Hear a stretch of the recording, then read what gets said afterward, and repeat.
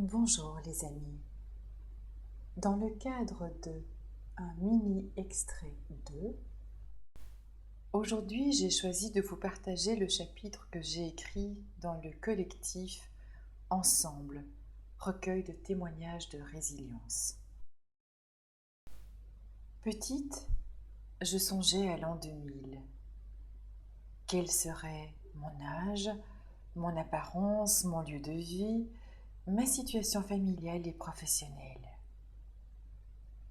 L'an 2000 est arrivé et rien de particulier ne s'est passé. Je ne savais pas que le grand bouleversement surviendrait en 2012, quand mon fils aîné succomberait des suites d'une terrible maladie. Ce fut le choc, le désespoir et en même temps le désir de me relever, de construire et d'avancer. Aujourd'hui, 2 de ces chiffres se sont inversés. Nous sommes à la fin de l'année 2021. Mon état a lui aussi permuté. Durant toutes ces années, j'ai lu, étudié et expérimenté des pratiques définies comme spirituelles. J'ai découvert des façons extrêmement simples pour apprendre à vivre le moment présent en me détachant des pensées de souffrance liées au passé et aux inquiétudes imaginées quant à l'avenir. J'éprouve une gratitude infinie envers mes enfants, mes maîtres de sagesse. Par leur patience à mon égard, ils m'ont tant appris.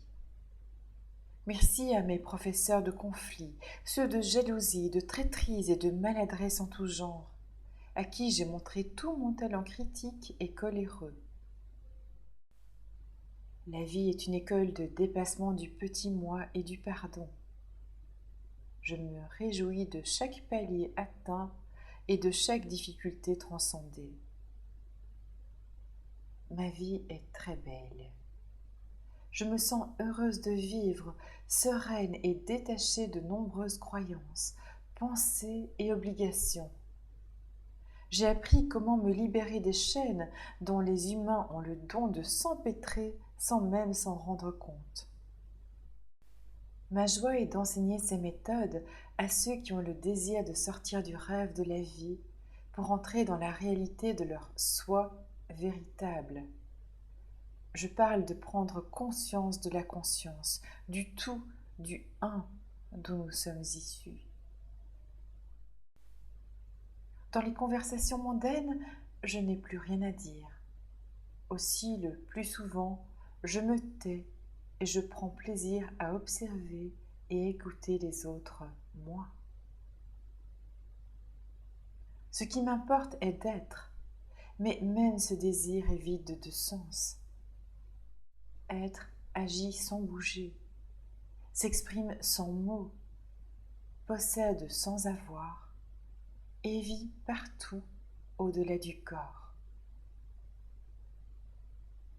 2000, 2012, 2021 ou 2222, quelle importance!